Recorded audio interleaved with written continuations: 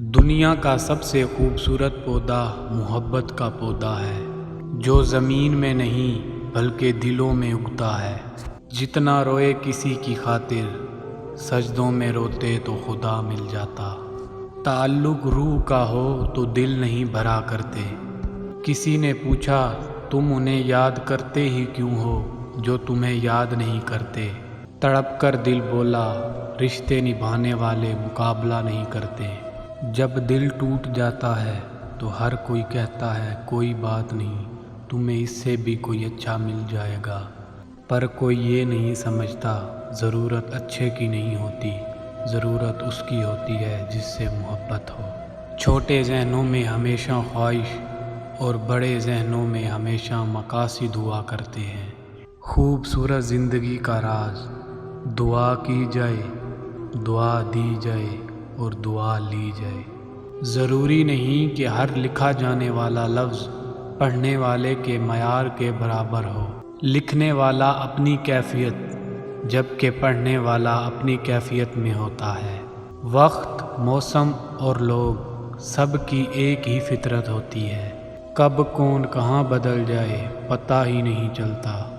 بدلتی ہوئی چیزیں اچھی ہوتی ہیں، یقین کیجئے بدلتے ہوئے اپنے بہت تکلیف دیتے ہیں۔ ہار جانا صرف سفر ترک کر دینے میں ہے۔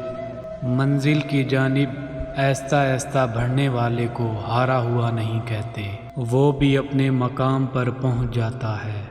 جو رشتے تمہیں تکلیف دیں ان سے دوری اختیار کر لو، وہ خود لوٹ آئیں گے مگر اس وقت جب وہ تمہارے دل سے اتر چکے ہوں گے، کیونکہ وہ تمہاری قدر سے نہیں بلکہ پچھتاوے کی وجہ سے لوٹتے ہیں۔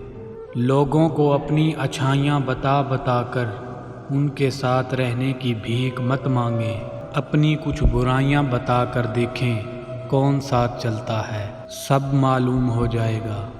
بہترین انسان عمل سے پہچانا جاتا ہے، ورنہ اچھی باتیں تو دیواروں پر بھی لکھی ہوتی ہیں۔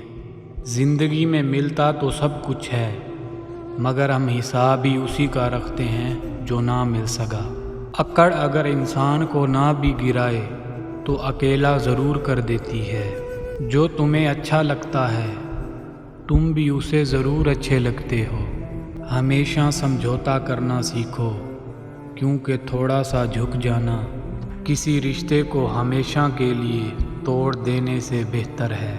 ڈوبنا ہی پڑتا ہے ابھرنے سے پہلے، غروب ہونے کا مطلب زوال نہیں ہوتا۔ شاعر دکھوں سے سیکھتے ہیں اور نظموں سے سکھاتے ہیں۔ خوبصورتی ایک نعمت ہے لیکن سب سے خوبصورت آپ کی زبان ہے، چاہے تو دل جیت لے چاہے تو دل توڑ دے۔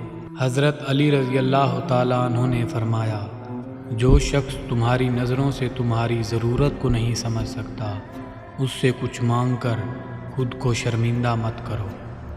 کبھی کسی کے سامنے اپنی صفائی پیش نہ کرو، کیونکہ جسے تم پر یقین ہے اسے ضرورت نہیں، اور جسے تم پر یقین نہیں وہ مانے گا نہیں۔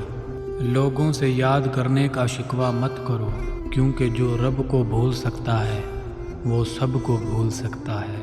جسے محبت کی جاتی ہے اسے چھوڑا تو جا سکتا ہے مگر بانٹا کسی قیمت پر نہیں جا سکتا۔